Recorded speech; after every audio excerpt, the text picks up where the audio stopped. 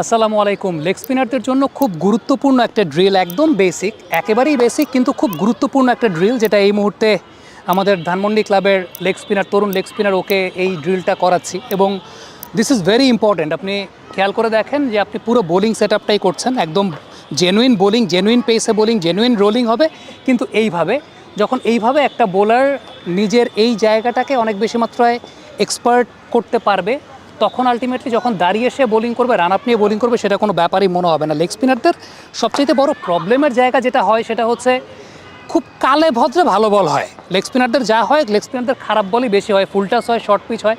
So ওই জায়গাটাতে মূলত যে প্রবলেমটা হয় সেটা হচ্ছে আঙুল ঠিকমতো কাজ করে না, মাসেল মেমোরি ঠিকমতো বিল্ড আপ হয় না, রিস্ট এবং আঙ্গুলের কোঅর্ডিনেশনটা ভালো মতো হয় না, এবং এই জায়গা থেকে আসলে জোরটা পাওয়া যায় না। লেগ স্পিনারদের প্রচুর জোর প্রয়োজন হয়।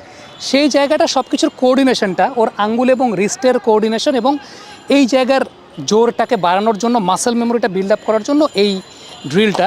এখানে কিন্তু একদম আঙ্গুলটাকে ফিল করতে হবে। হ্যাঁ, কনসেন্ট্রেশন সব অন্য দিক থেকে বাদ, আঙ্গুলটাকে ফিল করতে হবে। একটা সাউন্ড হবে আঙ্গুল থেকে ছাড়ার পরে, করে একটা সাউন্ড হবে। ঠিক আছে, যাও।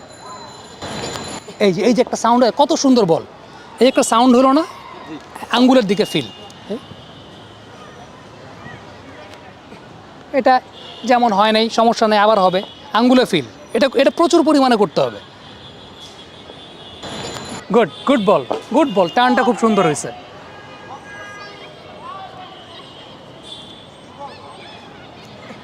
গুড, এটা একটু ফ্লাইট হয়ে গেছে স্পটটা।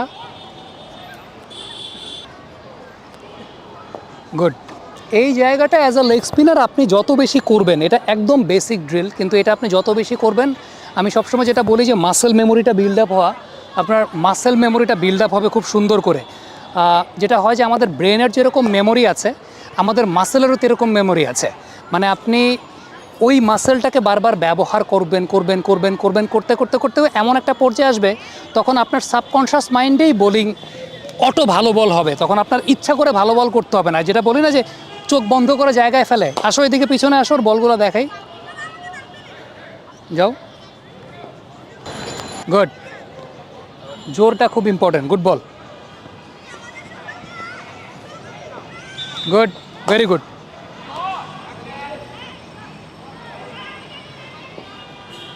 এটা একটু ফ্ল্যাট গেছে না, একটু ফ্লাইট দিই, আর একটু ফ্লাইট দিই।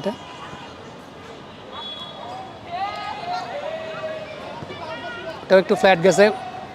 তুমি কি সাইড থেকে আনো নর্মালি? তোমার কি লেগ স্পিন সাইড থেকে না উপর থেকে? মিডিয়াম। তাহলে নর্মাল তুমি যেটা করো সেটাই করো, মানে নর্মাল তোমার একদম জেনুইন বোলিংয়ে আসো। গুড, নাও আরেকটা নাও। উপর থেকে আনতে কি কষ্ট হয়? Good, very good. যদি উপর থেকে আনতে কষ্ট হয়, পৃথিবীর যে কোনো কোচই যদি তোমারে বলে যে উপর থেকে আনো, করবা না। যেটা তোমার ন্যাচারাল, যেটা কমফোর্টেবল সেটার উপরে কাজ করো। আমার কথা হচ্ছে যে কোনো কিছু চেঞ্জ করার দরকার নাই। তুমি এখন কোচে তোমারে বলবে তার মতো করে উপর থেকে আনো, সাইড থেকে আনো, তোমার যেটা কমফোর্টেবল লাগে সেটার তুমি বারবার করো, অ্যাকুরেটলি করো, শার্পলি করো।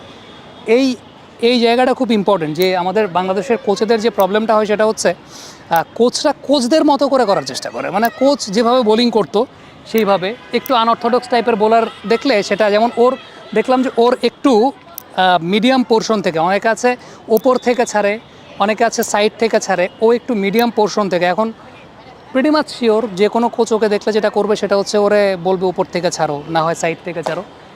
এইটা করা যাবে না। ওর যেটা কমফোর্টেবল সেটার উপরেও কাজ করতে থাকবে। এই জায়গাটা করলে হবে কি, ওই যে আমি যেটা বললাম যে এই যে ও আঙ্গুলটাকে ফিল করে এই যে ছাড়ছে, আঙ্গুলের যে একটা সাউন্ড, এই সাউন্ডটা আসবে, এই সাউন্ডটা পেতে হবে, তাইলে জিনিসটা ঠিকঠাক মতো নিজে একটা কনফিডেন্স গ্রো করবে। So this is very important. করো,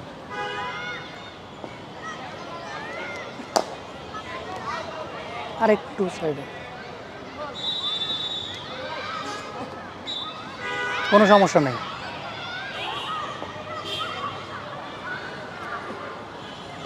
চলুক, ঠিক আছে, থ্যাংক ইউ।